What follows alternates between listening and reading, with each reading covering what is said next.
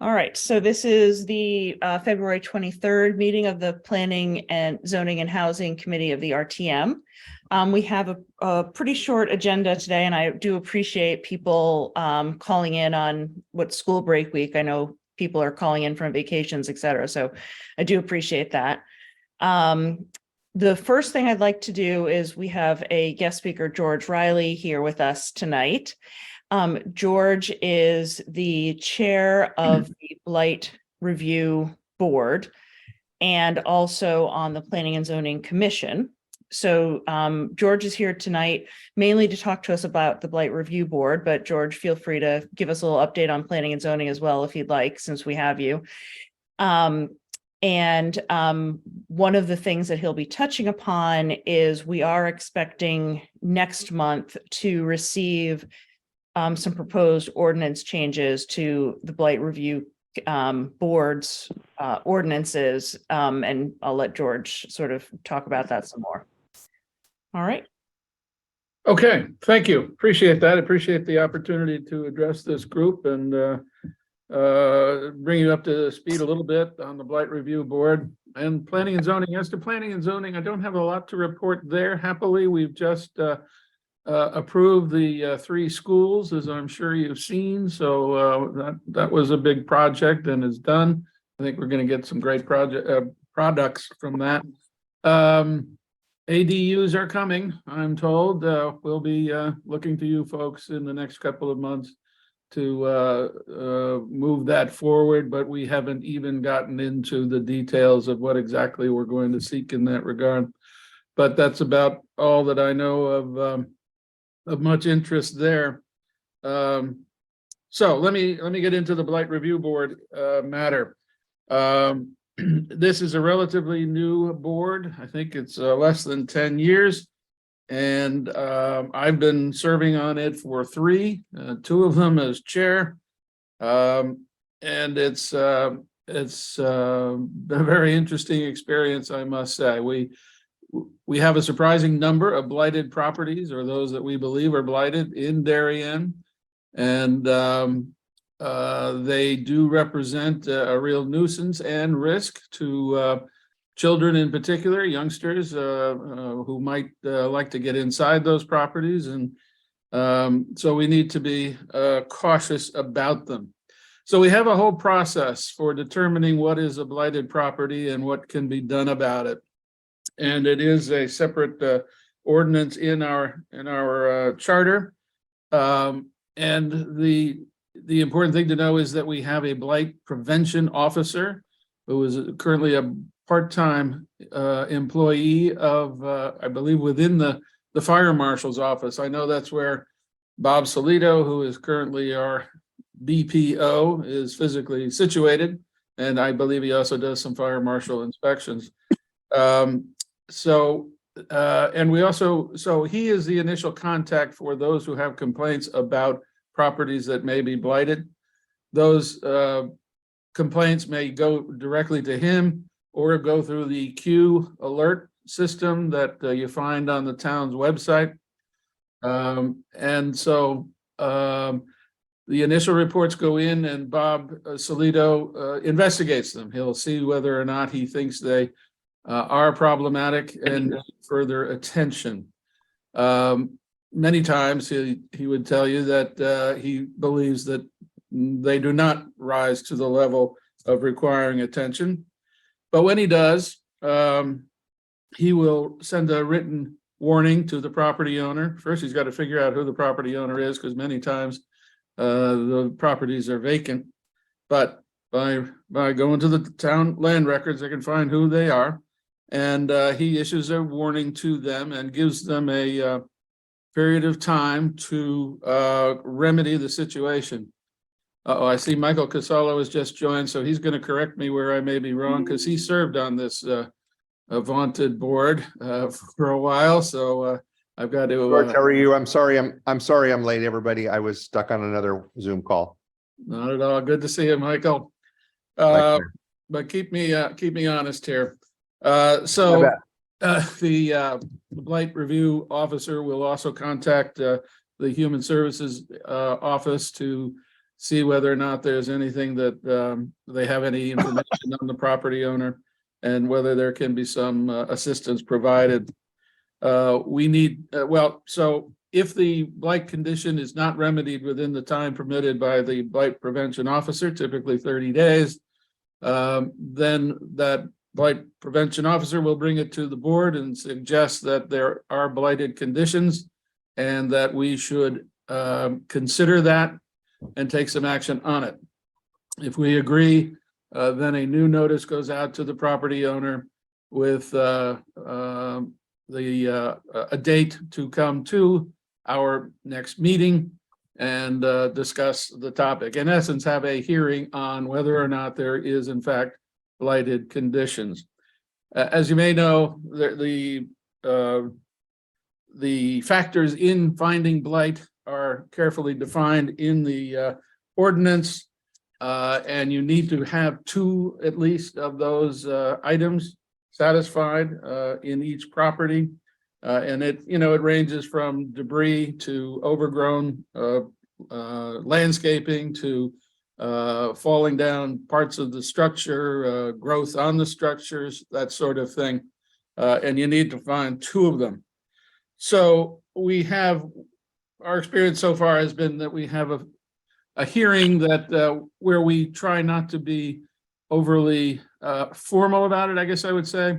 We try to find out what the issues are with the property owner and work with the property owner. There are all kinds of family issues and other types of issues that have just prevented folks from taking the actions that they need to do. And we need to be as sensitive to that as we possibly can. The ordinance specifically tells us we can consider their income levels and whether or not they are elderly. The elderly piece is fairly simple. The income level is not so. We've never gone into that issue, and we of course make no determination just based on the nature of the property that is the subject of the problem. So we have a discussion with these property owners when they do come in, and we try to make resolutions. The Human Resources Office has been known to provide dumpsters and town employees to help out to remedy the conditions, and property owners have taken advantage of that. Unfortunately, even when that has happened, we've seen the conditions return all too quickly. So after that hearing, if we determine that we must, we will give that property owner another 30 days to remedy the situation. And if that does not happen, we will impose a fine. We are authorized to impose a fine up to $100 a day. And that is what we have done. We don't have to use $100, but that is what we have done. And that fine accrues and is ultimately reduced to a lien, which is filed on the land records. I think typically the resolution, well, it hasn't happened yet. Nobody's actually paid a fine. And we've had at least one property owner who has been accruing fines for over 2 years.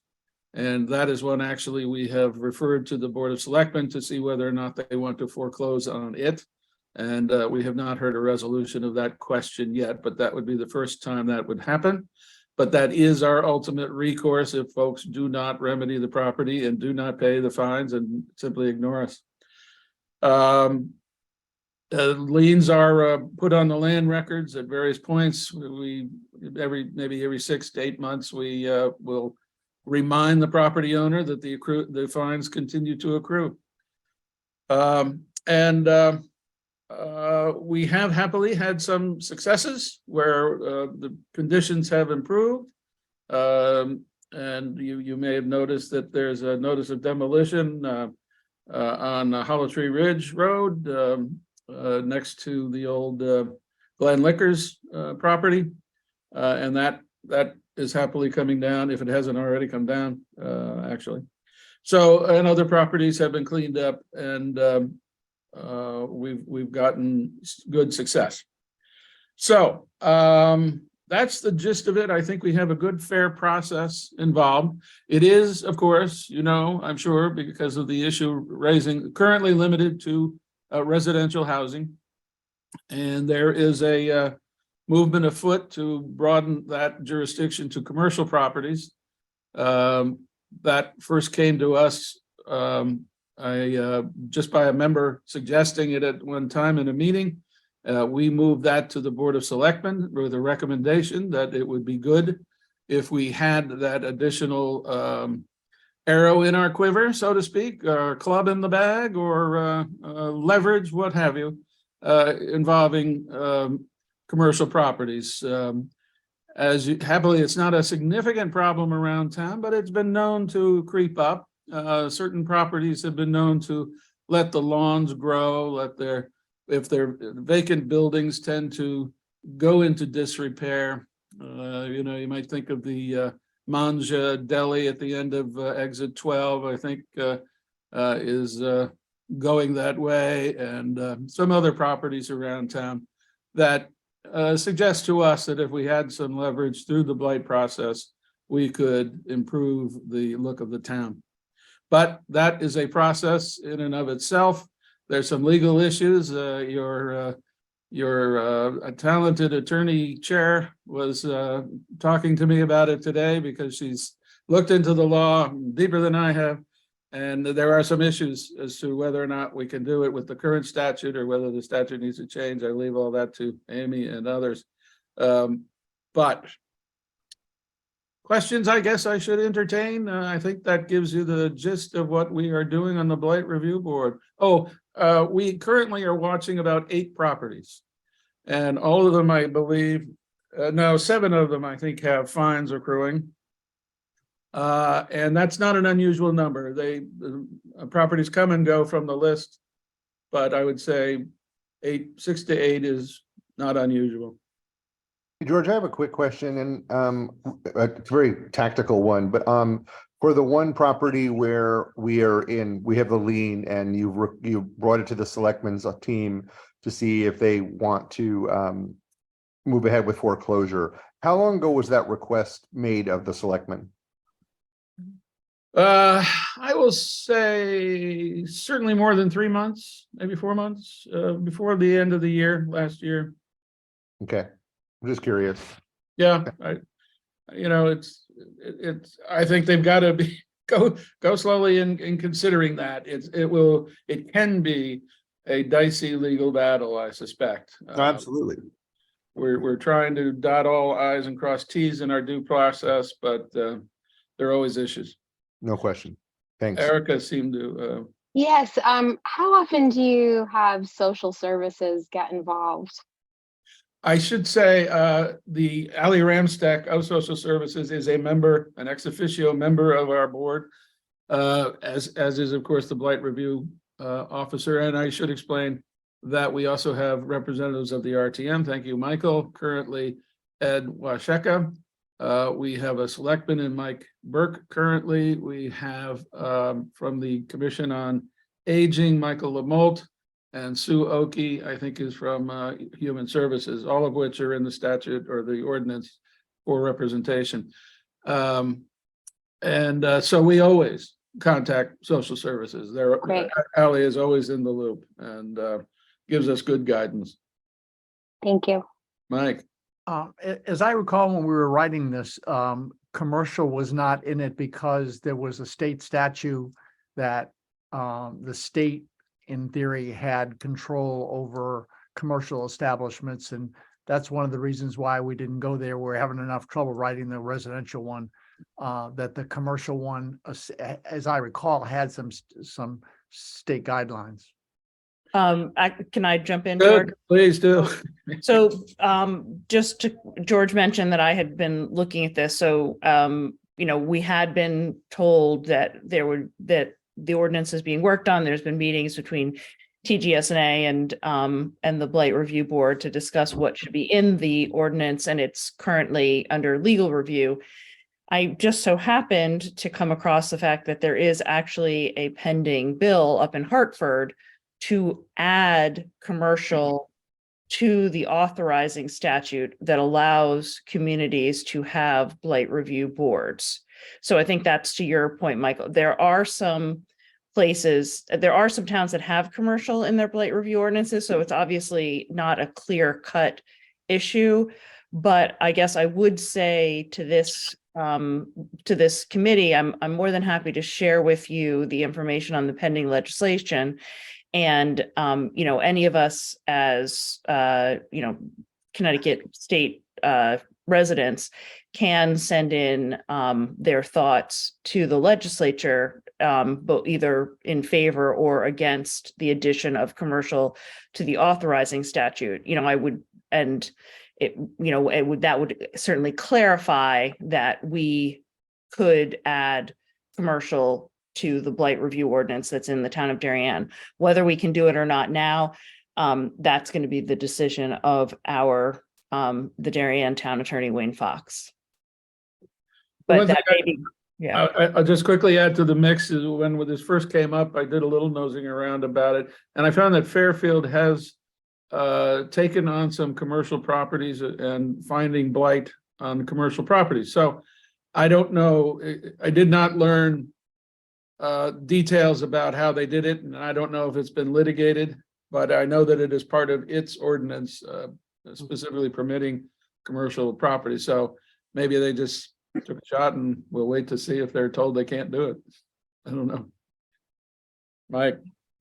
I know making laws like sausage, and the blight review board got off to a really difficult start in terms of just making what the bill was operational, because it was a complicated bill to write, and they wanted to protect as many people as possible and have a threshold not too high but not too low. And so with that said, as you look at adding the commercial, are there any other tweaks that you might recommend to TGS&A to simplify the process? Terrific question. And in fact, Frank Kemp met with the whole board at our last meeting earlier this month and asked the same question. And we did not have any profound notions on that. Again, we think our due process arrangement is pretty good. We were talking about perhaps imposing higher fines for a commercial owner as opposed to a residential owner, given their relative economic positions and all that. Whether or not we could even do $200, I think your chair has suggested maybe we can't. The state does authorize you to go to $250 a day if you're finding willfulness and all that sort of thing. But all of us on the Blight Review Board were tasked with thinking about what else we might suggest to this group and TGS&A.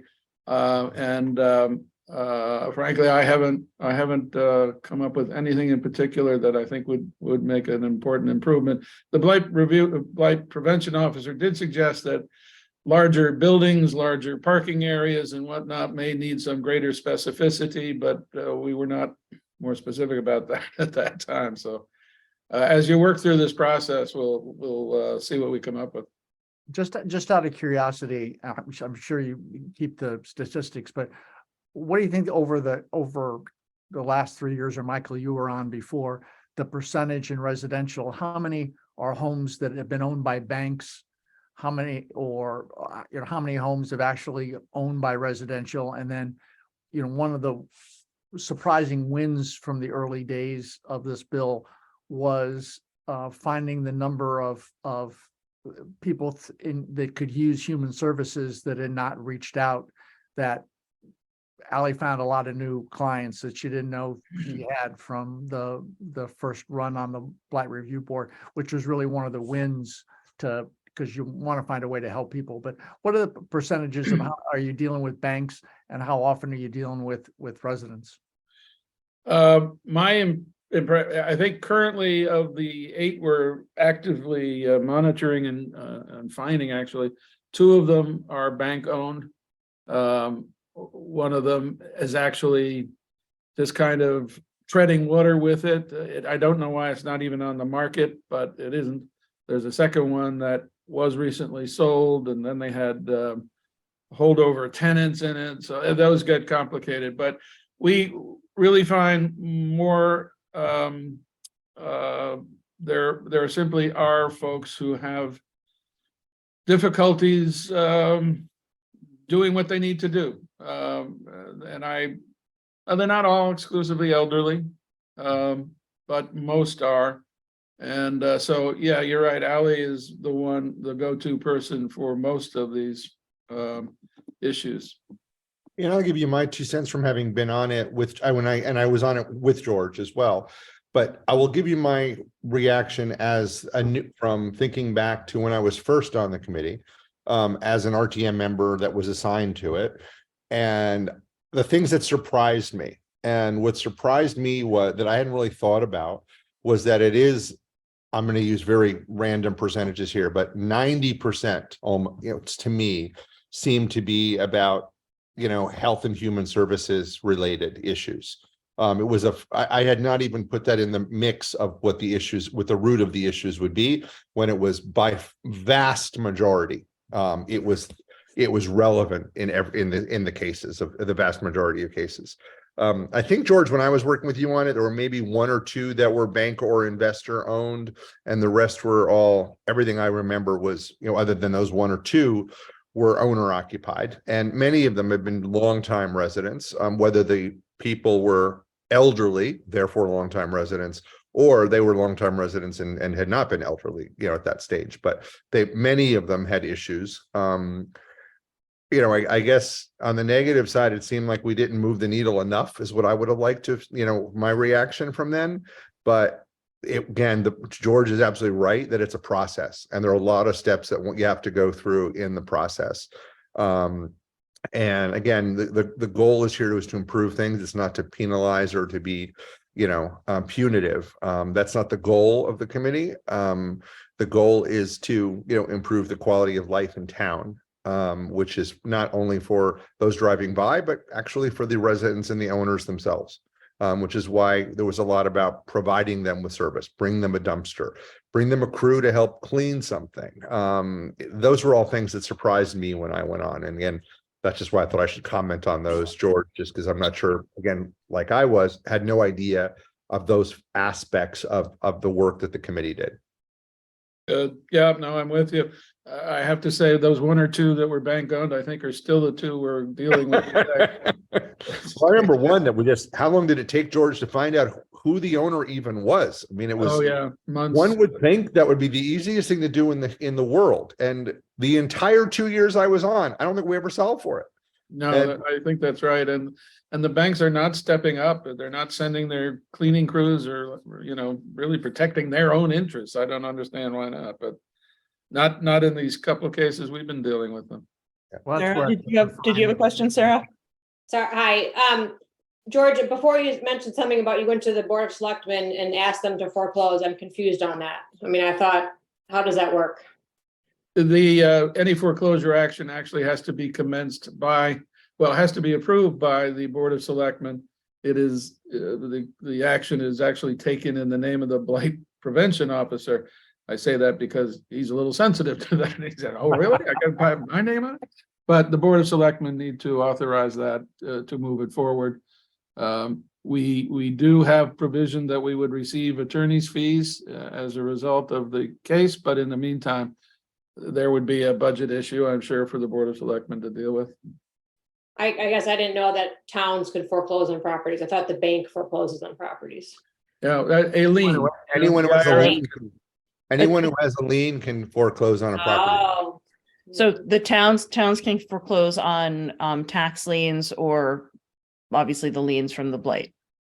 So they can foreclose on the lien but they can foreclose on the whole property then too? Well, foreclosure is foreclosing on a property, and Right. then the property sold and the lien holder receives payment to cover the lien, and then if there's any money left over, that would then go to the homeowner, but that's what happens in any foreclosure. In Okay. bank foreclosures, you really see the banks, you see the banks taking the property entirely, but that's usually because their lien exceeds the value of the property.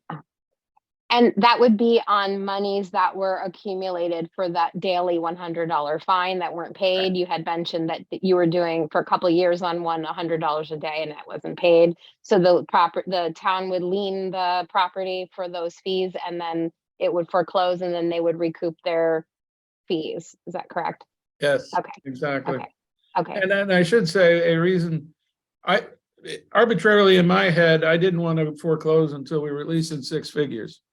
I don't think the courts would be very sympathetic if we did that, and maybe they have to do it anyway, but we are well into six figures with that one case and getting no attention. So that's why we recommended it. We'll see what happens. George, I have two questions for you. The first was, you said you haven't really collected fees. So have fees been paid when properties have been sold, or have there never been any of these fees paid? We actually, to my knowledge, the first property that has been liened and sold is under contract now. So we expect they're going to have to come to us and get the payoff number. Is that the one on Hollow Tree, you said? No, Oh, that was not been sold. That's just being demolished. I don't know. They have family issues. But so maybe before my time, somebody did step up and pay, but I'm not aware of it. And frankly, the board is a little more willing to impose fines now than it was even when I started on the board, because we've been dealing with a lot of these properties for so long and just getting pushback. And so ultimately we figure we have to do it. And then my other question was, how is the slot that is an RTM member, how is that filled? It does seem like this is a committee that it would be appropriate for someone from this committee to be the representative on your board. And I just wonder, how that seat would open up in case anyone in this group is interested in serving with you. Good. No formal process is provided in the ordinance or anything. So what I did was reach out to Seth Morton and said, we need a representative. I think, Michael, not to point the finger, but when you were leaving, I told Seth we needed somebody new from the RTM.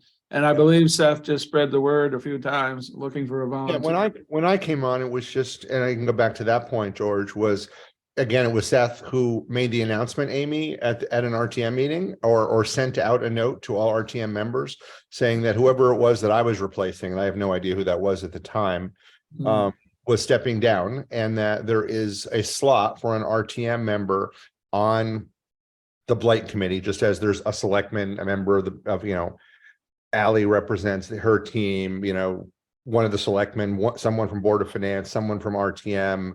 I don't have the full list, but that's part of the makeup. So I sat on it with George and with Dave Martin and Ally and a couple of others. But it was just put out there to the whole RTM for anyone that wanted to step up. And then if there were multiple people, it would have been put to a vote like the way on the RTM, the way we choose members for the Board of Ethics and other things at whenever during the term. And I think there were two people, maybe there was one other name that came forth when I had volunteered. And then I think Seth had thought I would be a better fit for it at the time, probably because of my background and also that I was on PZNH. So he talked to both of us, and the other person, I don't even know who it was, decided to step out, and there was no vote. It was just me. So that's how it came up.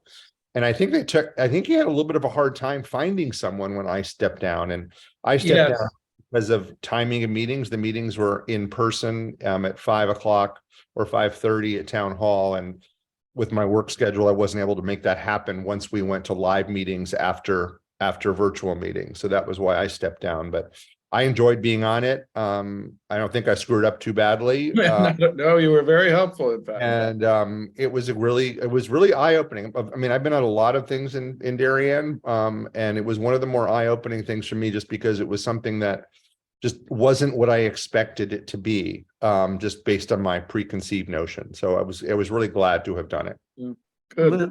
Liz Bacon was the first, and as I recall, the terms are 2 years or 3 years. Yes, yes, I wanted to be sure you knew that. Yes, 2 years. And then I think the selectmen technically appoint every member, but That's what I was gonna ask. Is this review board an appointed yes, Yes. through the Board of Selectmen? yes. But each organization or group, I'm there because I'm on the Planning and Zoning Commission, and Ed Washeka is now there to represent you all. So yes, your groups pick somebody and then it goes to the selectmen, who I would think rather routinely appoint them. Yeah, to- I don't remember getting even a phone call from Jamie at the time. No. It was just, No.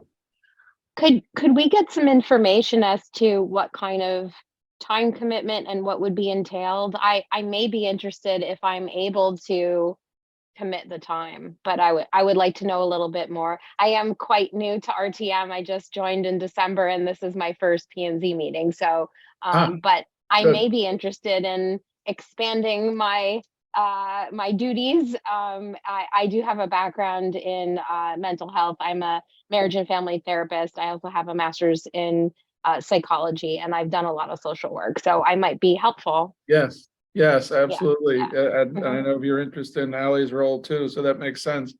Yeah. I will say, I think Ed is fairly new into his 2-year term. So you might have Okay. to push him aside, but the time. I'm in no commitment- hurry, but at some point, I think I might want to Good. volunteer my services or offer my volunteer services. So, I will say the time commitment is not great. We Okay. have typically hour-long meetings and sometimes shorter than that. And really there's not a lot of prep for them. We don't even Okay. get the report from Bob Solito until we arrive at our meeting. He walks through each of the properties. We take what action we want to take and we're done. So, and you don't need to, unless you want to look around and visit the Maybe. properties. Mhm. You Yeah. certainly could do that, but you can't go in the properties unless you're invited. It's really Okay. typically drive-bys. But Are probably the what I blighted would- properties, is that public knowledge? Like, do we all know who those are, or is that private within your board? discretion is important to us, so we refer to Okay. file numbers. However, it is public information. So if you go to the fire marshal's office, Bob Solito's office, you can look at the list of files and you will get the address that way. But Yeah, in, but in public hearings, you try not to talk about names, et cetera, just for the, Exactly. it's file number. And then we have the list, so it's sort of a key we can compare it to. And, to the question about time, I would say, again, it was, as George said, it was the hour meeting and they rarely went more than that. And then over the course of the month, once we got some of the information, you do a drive-by kind of a thing. So it's probably an hour, a couple of times a month and I think at the time I was on, I was working with George and Dave, and we were trying to come up with a little more structure for some things on the committee. So True. we probably spent a Yeah. little time on that as well. So Okay. that was about it. But it Thank used to be very few of the calls you got reached the threshold of blight. I'm not sure that isn't still true. Bob Solito has said that he still gets plenty of complaints and they don't typically rise to the level of what he considers blight. But we do get a new one. Well, I don't know when we last had a new one. It's been quite a while, I would say, certainly several months. So that's probably right. Yeah, more people complain than they don't know the definitions. As I say, you got to have 2 of the conditions at least. A lot easier to make a phone call than it is to look it up and figure out whether it applies. That's right. Right. all right. Any other questions for George or any questions about the ordinance? One of the reasons I did want George to come talk to us today was to give us enough background on the ordinance so that, if it does come to us next month, we've got actually a number of other things that we're going to need to be talking about next month. So unless it's sort of really out of the blue, I probably will not ask George to come back again to discuss the ordinance. So but again, I don't want to stop anyone. If we feel we need to have him come, we can, or we can ask if he's available, Yeah, but oh yeah, happy to sort of an oblige. opportunity, if anyone's got any questions about that piece of it, why we would add the commercial and whether it makes sense. And nothing from anyone? All right, well, George, thank you. thank Thank you you so all. much, George, for that explanation. We really appreciate it. Thank Oh, you, George. I appreciate your time, and don't hesitate if questions come up, let me know. All right, thank you. See y'all. Thank you. All right, George. So I think sort of the last bit that we discussed with him as far as, becoming a part of the board really does tie into the second piece of what I wanted to take some time on this evening, which we discussed briefly when we were kind of in person and setting our meeting schedule, which is really working a little harder, not harder, I don't mean to say it that way, but trying this term to have some more involvement by members of this committee with the various parts of the town hall that we are responsible for, or sort of have some oversight responsibilities for. So be it either with people just sort of agreeing to kind of watch some of the public hearings and bring back to the committee what's going on in those committees, volunteer roles. One thing that I will say, just sort of happenstance that came up is, and I just want to make sure I get it correct, but there was a request for someone from our committee to be on the Affordable Housing Trust Fund. It is required that someone, I think it has to be someone from our committee that needs to be on there.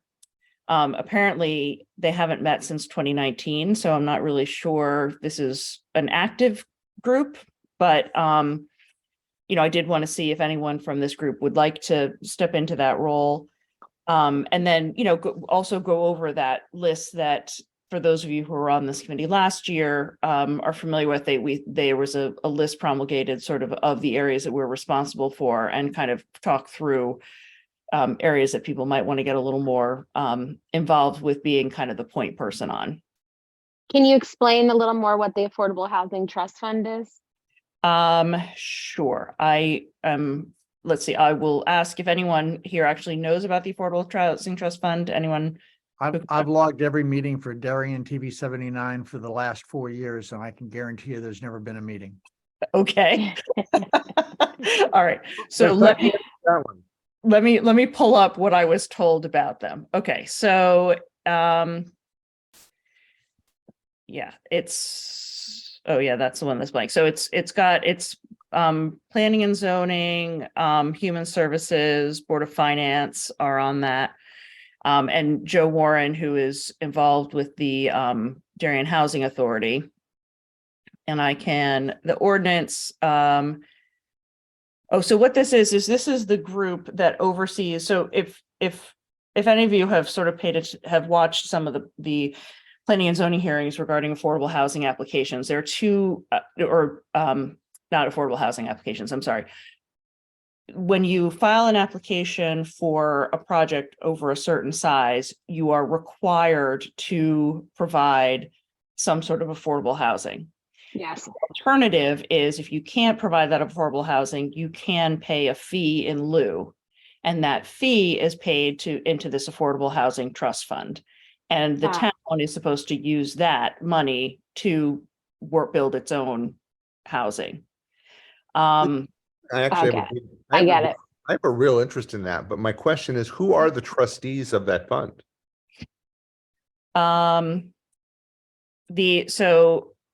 Well, I think the members of this committee. But do we know who they are?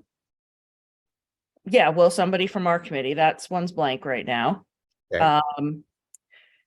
And then it is, the funds are in the custody of the town treasurer. They can be invested in securities. And I'll email around what I'm looking at right now. Unless somebody else wants it, I'm happy to take that on, not because they don't meet, but it's actually a strong area of interest of mine. And I'm happy to sit and talk to Joan to understand what activity there is at the treasurer's office with it. And so unless anybody else wants, I'm happy to take it on. But if someone else as a passion, I'm happy to not. Yeah.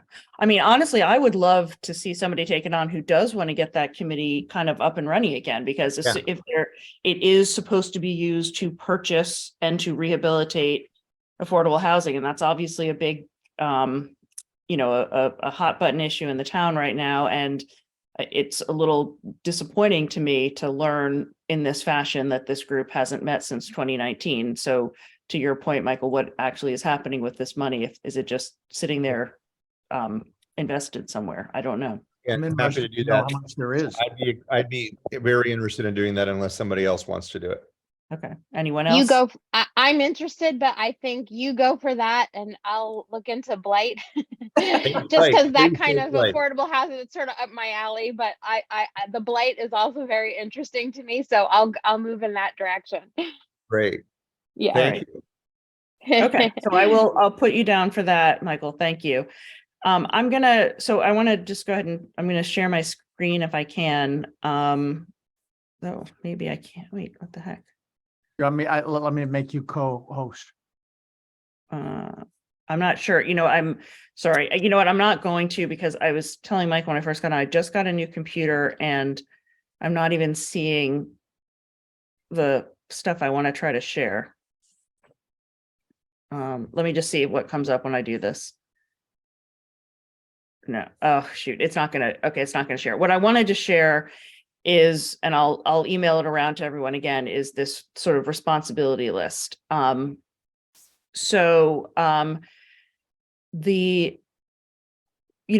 of the areas, I'll just stick with the affordable housing side of things. Another area, there's sort of the Blight Review Board, there's the trust fund, which we talked about, but then there's also the Housing Authority. And that's another area that's sort of our purview. I think, Erica, if you would like to, Mhm. if that's an area where you would like to get involved, I think that would be great. I'm just going to kind of read some of the other areas so people are familiar with what we're talking about. So there's WestCog. And part of this also is I want to make sure, I know there were some complaints last year that there were a lot of sort of initials thrown around and people didn't know what we were talking about. So WestCog is a regional planning authority that oversees a number of, there are, I think, 7 or 8 different cogs, and they're geographic areas that work together. And so they have some geographic oversight. And they're supposed to really work as a resource for the towns as opposed to a regulatory body. Since we don't have counties, the federal government would not give us certain revenue because we didn't have counties. So they developed these cogs as a replacement for counties so that we could get federal money. Right. What do you mean we don't have counties? What is that? We don't have county government. Oh, I got it. We don't Alright. have county government. I got it. Okay. I was like, we have counties. We have county. I misspoke. I got it. We don't have I got county. We don't have Not a county tax entity. It's not a tax Yeah, entity. I got it. Thank you. Right. I don't know that WestCog, I think it's important to sort of be aware of what WestCog is doing more generally. And so I want everyone to be aware that we're part of it, but I don't know that that's something that we necessarily need to be actively monitoring. One thing that is helpful is the Operations Planning Committee. That group meets, I believe, monthly, and reviews what is going on with all of the sort of town operations. There is a member of Planning and Zoning, a member of Board of Ed, the Board of Selectmen, the first selectman is on that, and there's also generally a report from the town director. I do think, I have been trying to watch those meetings as they come up every month. I'm sure I've missed quite a few, but I try to watch them. I know that Michael ends up watching a lot of those as well. So I'm not really sure that any one person, but I want to bring that to your attention as a good way to understand what's happening and what is likely to come before both the RTM and before this committee in particular, on an ongoing basis. Mhm. You said you'll send me stuff on the Housing Authority? I'll send you stuff on the housing authority. I'm going to send everyone Okay, this good. full list, and I'll send people Yeah, sort okay. of more specific things as well. Okay, thank you. Then the other, the other big area of our responsibility is all of the land use boards. And I think that it wouldn't be a bad idea if individual, again, I don't want to make any of this anything too much work for people, so don't misunderstand me. But I do think that if people have an interest, it would be helpful to have a member of this committee, someone who's sort of watching the planning and zoning committee. Maybe not every meeting, they meet a lot. So I don't know that you want to commit to that, but at least, taking a look at the agenda, seeing if there's some big things coming up to bring to the attention of this committee. Zoning Board of Appeals handles variances. They're referred to as ZBA. We also in this town have an architectural review board. The architectural review board, referred to as ARB, oversees commercial properties, really more so in all commercial properties, but really looks at downtown in terms of making sure that the appearance is in keeping with the town. They don't look at residential properties at all. Who else? Environmental Protection Commission, also EPC. They look at properties that have wetlands on them. There is also a building review board and a sewer commission. I don't see the sewer commission on here. Oh, I guess they put sewers under public works, so we'll leave them off. Building review board, they don't tend to meet as often. That would really be from appeals from the building department. So, I don't want to put anyone on the spot right now unless, someone has a particular interest, but I really do think it would be helpful if, folks on this group sort of took responsibility for, one of these committees to kind of just, again, you don't have to watch the Zoom of every hearing, but, maybe read the agenda and kind of, if there's something of interest, try to make a point of watching the video. I'll do the OPC because I watch those. Okay. The OPC and the department head meetings are the two best meetings to watch. Yeah. The department heads are once a quarter and OPC is once a month. If you want to know what's going on in town, those are the two best meetings to watch. Yeah. Yeah, I would. Did you say you were gonna send a list of all of these so we can look Yeah, at it? I'm not gonna remember everything you just said. Yeah, no, I know. And I apologize. I thought I would be able to do a screen share so you could see them. And it's my new computer I have to do a lot more setup than I anticipated. So I apologize for that. But yes, I will send it around, which is why I said I don't want to try to put anyone on the spot right now. But it's more about what I wanted to discuss is if anyone has any questions about sort of the committees, and then also, really about what is our role as we move forward. That's kind of what I want to make sure we have a chance to touch on today before we jump into it, because what'll happen is next month, we're going to hear from Jeremy Ginsburg, really more talking about the budget, but in so doing, the area of the budget that we are responsible for reporting to the full RTM on is the planning and the land use department. So Jeremy's the director of the land use department, so he's going to be the one to report to us. And I, again, as sort of with giving you some information about what's coming, the budget for the land use department is not normally particularly interesting or controversial. However, they are reviewing raising all of the land use application fees. So that is something that we're going to have to pay a little more attention to. And I need to make sure I understand the process, but may require an ordinance change. I'm not sure about how that works, where that is where that's codified. But that's that will be coming to our attention, and that will take up some of our time, I think, in the next upcoming months. Amy, I think there's some of the committees that are, or some of the Mhm. assignments on that list are Mhm. probably more relevant and more important than others. Mhm. So I don't think we need to make sure, again, your decision, of course. But just from my experience on those, like things like ZBA, where it's primarily residential, which doesn't really fall under our purview, that probably wouldn't be one I would think we needed to prioritize, but just my 2 cents. Yeah, I don't disagree with you. I think that if someone wants to kind of find out a little bit about what is going on, and that's a lower time commitment, I wouldn't discourage anyone from being a part of that. And I will also say, the other the flip side of this coin, and I'm personally kind of struggling with how involved we get. So I'll just put it out there as, to what level of involvement should we be having in pending state legislation?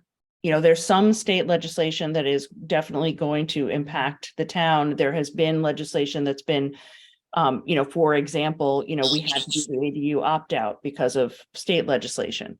There is pending right now a bill to vastly change the way that the zoning board of appeals works.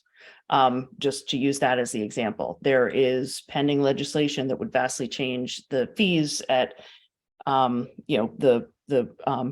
beaches that we have in Darien. That has really nothing to do with us, but it's just, again, there's a lot of things happening on the state level that I don't know to what extent we as a committee need to be paying attention to. Well, if we knew more about how that would impact us here in Darien, and people were concerned enough to, go to Hartford and voice our dissent or opinion, then perhaps then we could be involved. I think it really just depended on how hot of an issue it is to us as a community. And so, yeah, and that was why, for example, this issue of, them adding, again, to use a small example, but the adding commercial to the blight authorizing legislation, I don't think we as a committee would send a position statement to the Hartford. I don't know. I'm asking, this is a question. I don't think that's our role, but yes, Right. But I think maybe if there is someone who wants to kind of, pay attention to what's going on up in Hartford and bring that, as you say, to stuff that will impact us on a going forward basis, and allow us to talk to our constituents about, if they want to make a public comment to Hartford, that's right. I didn't mean necessarily like our committee was going to troop up there, but like in terms of organizing something or whatever. Yeah. Or getting the information out to other people, So yeah, so what I'll do is I'll send around sort of the list of what these committees are, and again, I guess to Mike's point, we don't necessarily need to staff everything. It's just more about finding ways for us to all sort of be more involved, and be aware of what's sort of coming and report back to the group. But I would, so if there are different areas that people are more interested in, I would encourage you to speak up about that. But I think we can kind of do some of that by email, since technology is not my friend right now. Does anyone have any thoughts about how to sort of proceed that are different? I don't want to sort of say anything this is definitely a little different than the way we operated last year, and I'm new to this role as well, so I'm very much open to sort of how we all want this committee to run for the next year. Well, if you look at the bench strength and you look at the number of planning and zoning committee members who have been former members of this committee, we have an advantage if I would never want to be on planning and zoning, but if anybody in this committee wants to be on planning and zoning, the opportunity is there to get the background needed, because it's, if you watch any of their meetings, they're as active as anybody else in town with the most work to do. You really By have far. to know your stuff. Yeah. By far. But the town needs a bench to, because the people who are on that committee are not going to be on it forever. Well, and frankly, for zoning board of appeals, architectural review board, and for environmental protection commission, all of those groups are often looking for additional alternates to step in. So, all right, well, I'll send that all around.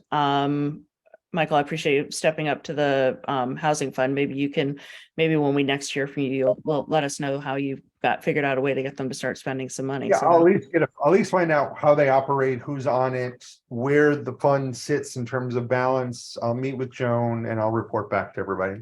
fabulous. All right. Any other questions?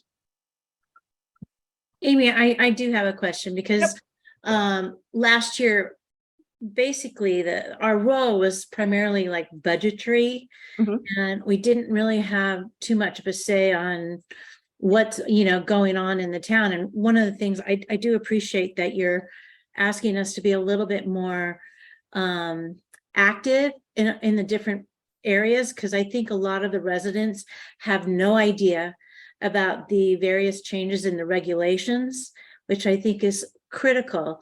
And I'm not sure if it's appropriate to ask Jeremy Ginsburg to actually give us a host of some of the changes that they've made in the regulations this past year, as well as the changes in overlay zones and so forth that affect so many residents Mhm. that people don't even realize some of these overlay zones that have been approved over the last year to allow such large buildings going up against housing, residential housing, and so forth.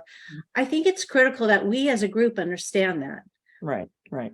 I think you're correct, and I think that's a very good idea. I'll ask Jeremy to make sure to include that in his presentation to us next month. It's also not a bad idea. I have asked, sort of because of the role that I'm in now as the chair of this committee, that I get sent the agenda for all the planning and zoning meetings. And I think what I'm going to try to do is, if it's just a, sort of a typical agenda with projects that maybe people have heard about, I'm not necessarily going to do much more other than see that. But I will, if it's something that looks like, a text change, something of that nature, I'm going to plan to forward it to the whole committee so that we're aware. And, and I think that's where, we all do sort of serve two roles. We are taxpayers and citizens and have a right to speak at any committee hearing of any group as a citizen. We do also represent, the people in our district, and you have to be careful about, you don't want to say, oh, I'm saying this on behalf of my district, unless you've actually caucused and that's what they want you to say. But I do think it's important for us to bring back, especially if there's, to your point, a text change amendment that would impact the properties within your district, to make sure that people are aware of it. And it's not just something that, just the few people that are joining the property get notice of. So that's a really As a new person, I don't want to be annoying, because I know a lot of you have been on here for many years. What, in a couple sentences, what is our role? I mean, like the overarching, what are we supposed to be doing? So we are, and that's, it's interesting not interesting that you ask it. I think that's a very important question, and frankly, a little less well-defined than a lot of people would like. And when I say what's our role, I don't mean just this committee. I mean, really many of the committees and to a certain extent, the RTM. Right. Part of what I think we're going to be getting a presentation on at the next RTM meeting is going to be talking about sort of responsibilities. But our role sort of broadly is these various land use areas that I kind of ran through for you, to kind of know what's going on and to support those organizations and to bring their issues to the RTM, which is, why it comes up in the budget season. We are the ones to sort of report back on what the land use budget is and why we think that this is appropriate and should be approved, or not. If we think it shouldn't, we have to push back on Jeremy on that. And then as we go along, there will be other things that will come up that we need to report to the RTM on. So what happened, one of the big things that we worked on last year was Great Island. That was a land use acquisition. So that fell squarely within this, a land acquisition fell squarely within this committee. What was the use of the property, that type of thing. But that is to a certain extent decided by the rules committee. What are we going to report back on? And So I was going to say maybe Mike could, because since there are, to the point, a lot of new people on this committee, maybe Mike can talk about what we do on rules. Mike's been doing it longer than I have, so I'm going to default to him. Just to talk about how rules looks at things and how they come to this committee. That's a great idea. Thank you. Well, the rules committee is to determine what gets on the agenda for the RTM. And the moderator in consultation with the rules committee makes the agenda. We make the appointments to the rules committee from each district as much as we can to get people on a committee that they are interested in or they have background. Sometimes that's possible and sometimes it's not, because when you do the numbers, every district should have 2 people on each committee and 3 on a couple of committees, because there are some from 16 to 18 members of in each district. So the first year, not everybody gets on the committee that they want, but I can't remember, I think I've been on rules now for 5 years, and I can't remember anyone now hasn't moved to a committee that they wanted to be on as members came and went. And I switched. The person who was on planning, zoning, and housing wanted to change, and she wanted to be on public works, and so I switched with her. Sometimes because I had a greater interest in planning, zoning, and housing, and she had a greater interest in public works because she had been on the garage building committee.